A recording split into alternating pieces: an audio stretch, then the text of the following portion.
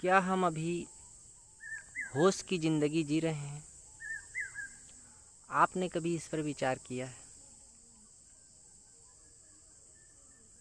आपके चारों ओर क्या घटना घट रही है? क्यों घट रही है? कब तक पूरा होगा? इसका आखिरी परिणाम क्या होगा?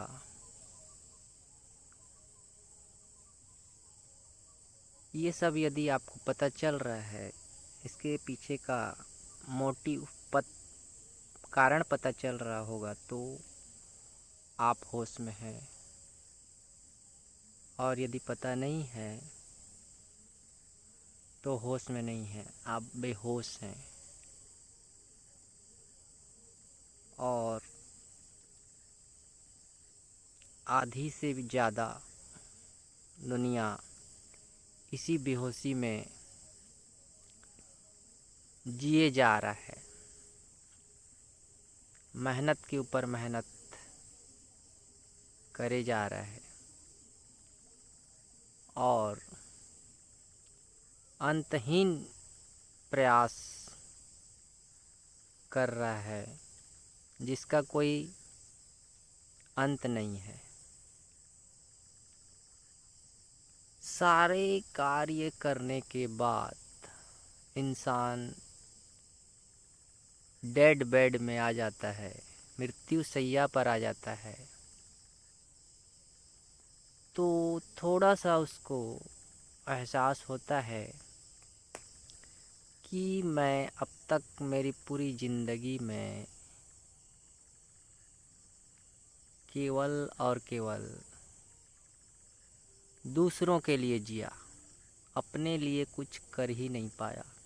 उसको बस कल पे टालते गया, कल पे टालते गया, और वो कल मेरी मौत आ गई, फिर भी वो कल आया नहीं। तो उस समय उस व्यक्ति को एहसास होता है कि मैंने तो अपनी सारी ज़िंदगी यूं ही गंवा दी। तो ये बेहोशी का कारण था, क्योंकि बेहोशी की अवस्था में हमें सही या गलत का एहसास नहीं हो पाता है और हम एक गुलाम की ज़िंदगी जीने पे मजबूर हो जाते हैं। हमारे सामने सारी सच्चाई होते हुए भी हमको दिखाई नहीं देता। हम एक शराबी की तरह हो जाते हैं और पूरी तरह से हमारे जीवन की डोर किसी दूसरे के हाथ में रहता है और हमको जिस तरह से चाहता है वो हमको नचाता है। जैसे बचपन के कुछ ही साल को लें, 2 साल 3 साल तक ही हम स्वतंत्रता की जीवन जीते हैं। उसके बाद जैसे ही बच्चा पढ़ने जाता है, वो स्कूल का गुलाम हो जाता है। फिर उसके और कॉलेज का बढ़ते ऊपर क्लास में पढ़ते जाता है तो उसका गुलाम होते जाता है। फिर समाज का गुलाम होता है, फिर अपने परिवार का गुलाम होता है, फिर देश का होता है, फिर इसी तरह से अपने यार दोस्तों के साथ जीवन व्यतीत करता है और एक तुलनात्मक जीवन में आ जाता है कि मेरा जीवन दूसरों के जीवन से श्रेष्ठ हो, और बनावटी जीवन को जीने लगता है। दूसरों से हमेशा अच्छा होने का, अच्छा पाने का, अच्छा सुख सुविधा के पीछे वो हो लेता है। इस तरह से वो सुख सुविधा भौतिकता का गुलाम हो जाता है। और वो खुद क्या है असलियत में, वो असली आत्मस्वरूप, उसका जो एक पावर है, टैलेंट है, उसके अंदर जो क्रिएटिविटी रहता है, वो उस भागा दौड़ी में वो भूल जाता है।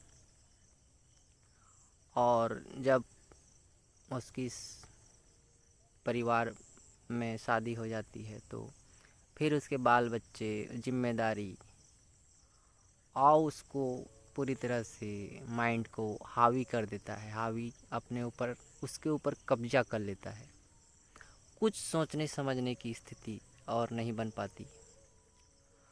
और उसके पालन पोषण में, फिर उसके माता पिता के पालन पोषण में, समाज के कुछ उत्तरदायित्व में अपने आप को डुबो देता है। इस तरह से जीवन वो काट लेता है और बेहोशी की स्थिति में रहते हुए, बेहोशी की स्थिति में ही भी वो अपना, बहुत सारे लोग मौत को गले लगा लेते हैं। और आश्चर्य की बात ये है कि जो इंसान, जो स्थिति में लास्ट मौत के समय उसका माइंड का स्टेट होता है, उसी स्टेट में उसका फिर से अगला जन्म होता है और वही सारी यादों को लेके वो पैदा होता है। तो उसी को फिर से वो रिपीटेशन मोड में अगले जन्म में भी वो जिएगा। तो ये थोड़ी गहरी बात है, नेक्स्ट में हम चर्चा करेंगे।